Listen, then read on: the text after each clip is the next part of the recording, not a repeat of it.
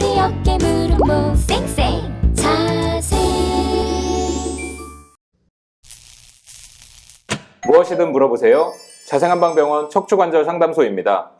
안녕하세요. 저는 자생한방병원 한의사 김노현입니다. 안녕하세요. 자생한방병원 한의사 고원일입니다. 매년 이맘때쯤이면 어르신분들이 많이 하시는 말씀 있잖아요. 비가 오려나 보다 뭐 이런 얘기 많이 하시죠? 저도 이제 날이 좀 습하고 비가 올 것 같으면 몸이 찌뿌둥하고 그런 게 있습니다. 네, 올해도 이제 본격적인 장마철이 시작될 텐데요. 여기저기서 이제 삭신이 쑤신다 이런 말씀들을 많이 하십니다. 그래서 준비한 오늘의 주제 장마철과 관절염입니다. 원장님 어떻게 생각하세요? 날씨와 관절염이 정말로 상관이 있을까요?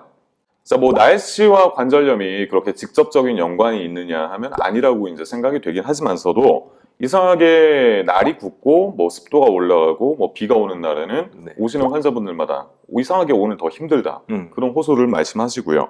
실제로 2015년에 건강보험심사평가원에서 조사를 했더니 무릎 관절염 환자 중에 약 90% 정도가 장마철에 통증을 더 심하게 느낀다 그렇게 얘기를 하셨기 때문에 아예 연관성이 없는 것 같지는 않습니다. 그래서 이게 아직 가설로만 이제 제기되지만 외부 온도가 떨어지거나 습도가 높아질 때 이럴 때 환자들이 통증을 더 느끼고 관절의 경직이 증가한다는 보고는 있고요.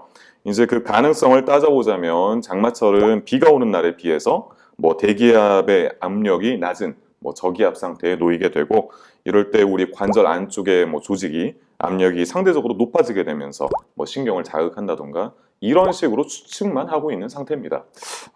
말씀해주신 그 관절의 압력 차이, 우리 비행기가 이륙하고 착륙할 때 귀가 먹먹하듯이 그런 압력 차이가 생긴다는 말씀이랑 비슷한 것 같은데요. 또 여름철 관절 통증의 주범 중에 하나로 에어컨을 들 수가 있을 것 같은데요. 아무래도 이제 그 부분에 대해서는 냉방병형 관절통이라고 하기도 하는데요. 에어컨을 오래 틀게 되면은 관절을 이루고 있는 우리 연부 조직의 긴장이 높아지면서 관절 사이에 공간이 압박받을 수가 있습니다. 이런 때에는 관절 내에 관절액이라던가 조직의 순환이 떨어지면서 아무래도 좀 안 좋은 영향을 미치겠죠. 네, 말씀 들어보니까 비 오는 날 무릎이 시큰거리는 이유가 좀 여러 가지가 있었네요. 네, 그래서 방이나 사무실에서는 환기를 하거나 짧은 난방을 통해서 습도를 50% 이하로 낮추는 것이 좋겠습니다. 또 실내 온도는 26도에서 28도로 바깥 온도와 5도 이상 차이가 나지 않도록 해주시는 것도 좋겠고요. 네, 그리고 비 오는 날 보면 여성분들이 레인부츠를 많이 신으시잖아요. 그 모습을 보면은 아무래도 좀 관절 건강이 좀 걱정되는 때가 있는데요. 아무래도 발목이나 발등 움직임이 줄어들고 무릎에도 영향을 미치면서 결국에는 이 잘못된 보행으로 인해서 허리까지 문제가 될 것 같은 좀 걱정이 되는 경우가 많이 있습니다. 네, 그래서 이제 실제로 긴 그 장 부츠를 보면은 무게도 무게고 그 다음에 무릎과 발목의 움직임이 평소와 달라지면서 관절통이 심해질 수 있는데 비에 신발이 젖는 게 정말 싫은 분들은 긴 부츠보다는 짧은 레인 부츠를 신는 게 훨씬 더 관절을 지킬 수 있지 않을까 그런 생각을 합니다.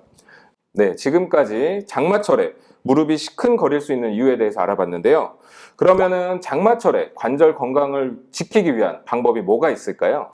일단 간단히 생각할 수 있는 건 운동이 있겠고요. 이게 비가 장기간 오다 보면 집 안에서 생활하면서 활동량이 줄어들 수가 있는데 이 운동 부족은 관절염 환자분들의 경우에 따라 다르지만 증상을 악화시키는 요인이 되기도 합니다. 그래서 관절염에 좋은 운동으로는 수영, 스트레칭, 요가 등이 있겠는데요. 이건 다 실내에서 진행되는 운동이니까 장마철이라고 해서 핑계대고 운동을 적게 하시지 않도록 신경 써 주십시오. 앞에서 운동에 대해서 말씀해 주셨는데요. 저는 스트레칭에 대해서 좀 소개해 드리도록 하겠습니다. 먼저 다들 기마 자세 아시죠? 벽에 기대서 양발을 어깨 넓이로 벌려주시고 무릎을 천천히 굽혀서 허벅지와 종아리 각도가 90도가 되도록 한 뒤 10초간 유지합니다. 이때 무릎이 발목보다 앞으로 나가지 않아야 무릎에 무리가 가지 않습니다. 이 자세를 5회 반복해 주시면 되고요. 네, 이런 스트레칭이 좋은 게 통증 관리에도 도움이 되지만 저희가 근력을 향상시키는 데에도 좋다고 말씀을 드릴 수가 있겠고요. 장마철에는 빗길에서 넘어져서 낙상이나 골절상 이런 경우가 심심치 않게 있는데 저희가 근력 강화와 균형 감각을 길러서 빗길 낙상 예방에도 효과적으로 쓰일 수 있는 방법이라고 할 수 있겠습니다. 네, 특히 연세가 많으신 어르신분들은 빗길 낙상에 더 유의하셔야 되는데요. 뼈가 약해져 있는 상태다 보니까 가벼운 낙상에도 큰 사고로 이어질 수가 있습니다. 이런 운동 외에도 신발 바닥에 미끄럼 방지 제품을 붙이는 것도 낙상 예방에 좋은 효과를 볼 수 있습니다. 네, 그래서 지금까지 얘기를 정리하자면 장마철 관절통에 좋은 습관, 일단 첫 번째로는 온도와 습도 관리하기, 그리고 두 번째는 실내에서 할 수 있는 운동하기를 말씀을 드렸는데요. 한 가지 더 말씀드리자면 우리 몸에 습기가 많아지면 부종이나 통증이 더 악화될 수 있습니다. 이럴 때 습기를 제거하는 데 효과적인 게 차 종류가 있는데요. 호박, 그리고 팥, 율무가 습기 제거의 대표적인 식품인데 이거를 연하게 차로 음용하시는 것도 도움이 됩니다. 특히 이제 율무는 한약재에서 의인이라고 부르고 몸의 습을 제거하는데 도움을 주게 됩니다. 네, 장마철에는 율무차를 마셔라. 저도 오늘부터 좀 실천해봐야겠는데요. 원장님 오늘 그럼 마지막으로 당부해 주실 말씀 있으실까요? 네, 이제 장마철이 끝나고 나면 본격적인 더위가 시작이 될 텐데요.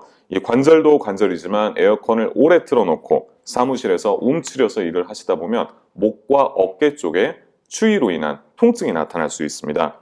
그렇기 때문에 비 온다고 처져 있거나 덥다고 에어컨만 쐬다 보면 우리 몸의 건강이 악화될 수 있다는 사실 명심하시고 꼭 몸 풀고 스트레칭을 열심히 해주시길 부탁드리겠습니다.